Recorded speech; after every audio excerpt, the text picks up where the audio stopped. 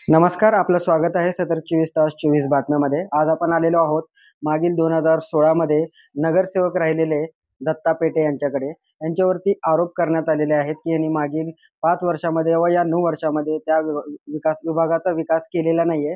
नेमकं आपण जाणून घेऊया दत्ता पेठे यांच्या काय आहेत माहिती व त्याने या विभागामध्ये काय काम केलेलं आहे आणि काय विकास कामं केलेले आहेत. तर बोलूया आपण. नमस्कार, मी दत्ता पेठे.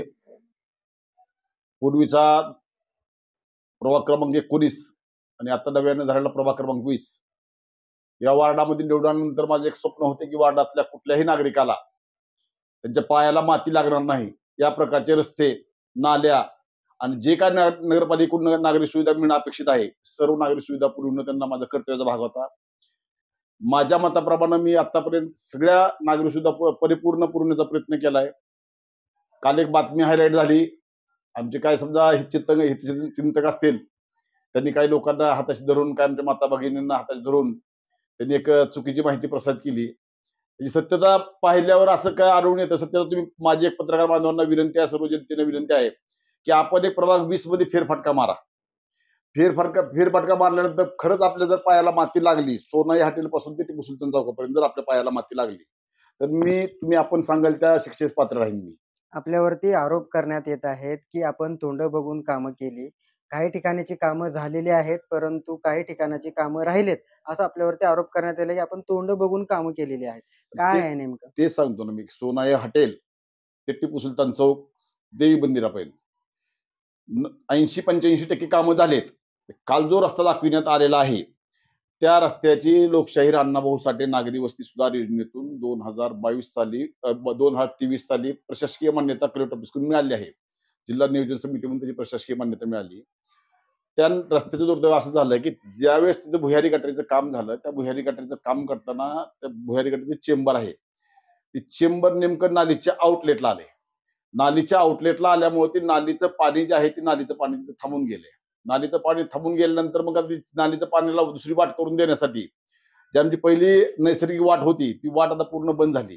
दुसरी वाट करून देत असताना चेंबरची काय आम्हाला अडचण आली म्हणून आम्ही आमच्या इंजिनियरला जिथं बोलून घेतलं. इंजिनियर करून आम्ही त्याचे जे पाणी व्यवस्थित जाईल, इतर नागरिकांना त्रास होणार नाही याच्यासाठी आम्ही एक एस्टिमेट बनवून घेतलं. एस्टिमेट बनवून घेतल्यानंतर त्याचं TS घेतले, महाराष्ट्र जीवन प्राधिकरणकडून त्याचं TS करून घेतले. जिल्हाधिकाऱ्याला पाठवले. जिल्हाधिकारी आता ह्या 140 कोटीची जी मंजुरी होती, आपल्या DPDC 280 कोटीची, 246 कोटीची DPDC मंजुरी होती जिल्हा नियोजन समितीची, त्या कामामध्ये ते पण काम आहे, त्या गटारीचं नालीचं काम, ते जिल्हा नियोजन समितीच्या कामाला स्थगित आल्यामुळे ती नालीचं काम राहिलंय. आणि ते नालीचं काम झाल्यानंतर पण रस्ता करायचा ती, कारण की रस्ता जर यापूर्वी मी केला असता तर ती नाली करताना, नालीचं पाणी काढताना पुन्हा रस्ता फुटला असता. त्यामुळे फक्त रस्ता केला नाही. आपण 5 वर्ष नगरसेवक राहिलात तिथे. त्या 5 वर्षामध्ये आपण त्या प्रभागाचा काय विकास केलाय आणि आता तिथं आपल्याला काय वाटतं की तिथं अजून करायला पाहिजे? त्या प्रभागामध्ये मी मागील 5 वर्षापासून सतत नगरसेवक आहे. उजनीच्या पाईपलाईन पूर्ण प्रभागामध्ये अंतरून घेतलेले आहे. उजनीच्या पाण्याला कधी 8 दिवस लागतील, कधी 4 दिवस लागतील, कधी 3 दिवसाला पाणी येईल. तो भाग हा सगळ्या स्लम भाग आहे. मोलमजुरी करून लोक खाणाऱ्याचा भाग आहे तो. आणि पाणी साठवायची जिथं अपुरी पाणी साठवायचे त्याच्याकडे काय मोठं साहित्य नसतं. ही गरज बघून मला वाटते धाराशिव शहरामध्ये मागील 3-4 वर्षामध्ये धाराशिव शहरात कुठं नगरपालिकेनं बोर पाडल्या नाही. त्या एकमेव माझा प्रभाग आहे त्यावेळेसचा 19-20 की माझ्या प्रभागामध्ये लोकशाहीर अण्णाभाऊ साठे नागरी वस्ती सुधार योजनेतून मी लोकशाहीर अण्णाभाऊ साठे नगर, पोलाद नगर आणि वडगल्ली ह्या 3 ठिकाणी मी 3 बोर पाडून घेतलेत. कशामुळे बोर पाडलेत? जर उजनीच्या पाण्याला उशीर झाला तर किमान बोरवर तरी लोकांची अडचण भागावी या उद्देशाने मी बोर पाडले. मग आता मागील 4 वर्षामध्ये प्रशासकीय काळ होता, त्यामध्ये आपण नगरसेवक नव्हतात. त्यावेळेस आपलं काय योगदान दिलेलं आहे तिथल्या लोकांना आपण? आता हे समजून घ्यायला कोण तयार नाही. का विषय कसा असतो की नगरसेवक असताना जो अधिकार असतो तो प्रशासकीय काळामध्ये त्याचे अधिकार कमी झाले असतात. अधिकार कमी झाला म्हणजे ते जवळजवळ अधिकार संपलेले असतात. परंतु तेवढ्यातून पण त्या वार्डाशी आपली निगडीकता, त्या वार्डाशी आपली भावना, त्या वार्डाशी आपलं प्रेम हे सर्व लक्षात घेऊन त्या वार्डाने आपलं प्रेम करून त्या वार्डाने विश्वास टाकून जो आपल्याला 2016 मतदान केले, त्यामुळे मी त्या वार्डाच्या लोकांना आता पण कधी सांगितलं नाही की आमचा कार्यकाल संपलाय आणि मी तुमचं काम करू शकत नाही. कधी सांगितलं नाही. नगरपालिकेमध्ये संघर्ष करायची वेळ आली, संघर्ष केला. परंतु वार्डाला वेळच्या वेळेला आम्ही आमच्या नागरिक सुविधेचा आटोकाट प्रयत्न केला. आता त्या वार्डामधून इच्छुक उमेदवार मी नाही, परंतु मी उमेदवार आहे प्रभाग नंबर 15चा. परंतु यानंतर जोपर्यंत मी हयात आहे, तोपर्यंत जोपर्यंत या राजकीय सामाजिक जीवनामध्ये आहे, तोपर्यंत मी प्रभाग क्रमांक 19 आणि आत्ताचा 20 या प्रभाग माझं कायम प्रेम राहील. या पुढच्याही कधी काळामध्ये यापूर्वी जसं माझ्या प्रभागातल्या लोकांनी संध्याकाळी 2 वाजता जरी मला फोन केला, तर 2 वाजता मी त्यांच्या हाकेला ओ देऊन धावून गेलो. यानंतरही माझ्या प्रभागमधील 19 आणि 20 मधील मायबाप जनतेसाठी यानंतर कधीही संध्याकाळी 2 वाजू, 3 वाजू, किती का वाजेना संध्याकाळी त्यांनी मला फोन केला, त्यांच्या हाकेला ओ देणार म्हणजे देणार. आपण म्हणतायत की मागील 9 वर्षामध्ये तिथल्या प्रभागातील व्यक्तींसोबत आपली भावनिक आत निर्माण झालेली हो. आहे. मग आपण यावेळेस तिथून उमेदवारी लढवत नाहीयेत जी. आणि प्रभाग 15 म्हणून लढवतात. असं जी. का नेमकं 20 मधून आपण का लढवत नाही? नाही, 20 मध्ये का लढवत नाही, तर आता भाग कसा आला, ज्या ठिकाणी मी राहतोय तो प्रभाग नंबर आहे 15. आणि काय काय घडामोडी असे घडल्या की स्थानिकचे ज्या त्या प्रभाग 20 मधले स्थानिकच्या काही कार्यकर्त्यांनी इच्छा केली की आम्हाला इथे निवडणूक लढवायची. मग मी इथून जाऊन तिथं प्रत्येक वेळेस निवडणूक लढविणं आणि तिथल्या कार्यकर्त्याची अडचण करणं किंवा तिथल्या सामाजिक नेत्याची अडचण करणं किंवा राजकीय पक्षाची अडचण करणं ही मला योग्य वाटलं नाही. त्यामुळे तो प्रभाग त्या प्रभागात मी मागणी न करता माझ्या प्रभाग मी ज्या ठिकाणी राहतोय, ज्या ठिकाणी माझा जन्म झालाय, त्या प्रभागामध्ये पक्षाकडे उमेदवारीची इच्छा व्यक्त केली. पक्षाने विश्वास दाखविला आणि मायबाप जनता मला इथून निवडून देईल ही मला आशा आहे. कारण कामाचा गुरु असतो. कुणी खोटा प्रचार केला, कुणी समजा पेड न्यूज केल्या, त्यांना काय कोण निवडून येत नाही. त्यांना कुणाचं राजकारण किंवा समाजकारण डेव्हलप होत नसतो. काम फक्त कामाचा गुरु आहे.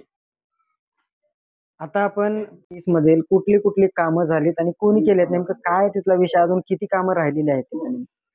यापूर्वीचे त्या प्रभागातून 3 नगरसेवक होते. तर तुम्ही थोडं वार्डाचा आढावा घ्या. त्या वार्डात फिरत असताना तुम्हाला एकूण 4 नगरसेवक होते वार्डामध्ये. 3 जनतेने निवडून दिलेले आणि 2 नगरसेवक, 1 नगरसेवक कॉप नगरसेवक. बापू पवार हे कॉप नगरसेवक होते. तुम्ही पूर्ण वार्डामध्ये फिरत असताना फक्त तुम्हाला दत्ता पेटे आणि बापू पवारचं नाव आठवून घेतील लोक. त्याचं कारण असतं, टीका करतील, टिप्पणी करतील, चांगलं म्हणतील, वाईट घेतील, फक्त दत्ता पेटे आणि बापू पवारच बोलतील. का की ही आम्ही जनतेशी नाळ असलेली लोक आहोत, जनतेशी निगडीत राहणारे लोक आहोत आम्ही. कारण की आम्ही कंटिन्यू संपर्क ठेवला आहे, म्हणून आमची नाव त्यांना तोंड पडायत. बाकीच्या लोकांनी कोणी संपर्क ठेवला नाही. मला कोणावर टीका टिप्पणी करायची नाही आणि या कारण पण टीका टिप्पणी करायचं. वार्डातला माझा 80% 90% भाग, 80 ते 85% भाग विकसित झालाय. म्हणजे तिथली जवळजवळ कामं पूर्ण झालीत. फक्त राहिला भाग कुठला, सुशीलनगर, जवाहर कॉलनी आणि संत साईबाबा सोसायटी या ठिकाणचे रस्ते करायचे राहिलेत, मंजूर झालेत. सन्माननीय खासदार ओमराजे निंबाळकर आणि आमदार कैलास पाटील यांनी 2023-24 ला त्यांनी त्या ठिकाणी येऊन कामाचं उद्घाटन पण केलंय. परंतु संबंधित एजन्सीनं काम चालू केलं नाही, म्हणून आम्ही संबंधित एजन्सीनं काम चालू नाही केलं. नगरपालिकेला आमचा पत्रव्यवहार चालू आहे की काम तात्काळ चालू करा.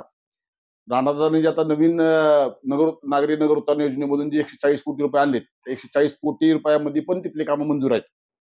3 कोटी रुपयाचा तिथला रस्ता मंजूर आहे. त्या सुशीलनगर जवाहर कॉलनीमधला 3 कोटी रुपयाचा रस्ता मंजूर आहे. फक्त तेवढंच एक काम होण्याचं शिल्लक राहिले.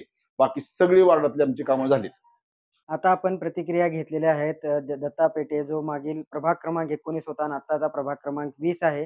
त्यांनी तेथील जे आरोप त्यांच्यावरती लावण्यात आलेले ते फेटाळण्यात आलेले आहेत. जो की त्या प्रभागाचा विकास 99% झालेला आहे. 1% जिथं राहिलेला आहे त्याची पण मंजुरी घेतलेली आहे असं उत्तर दिलेलं आहे.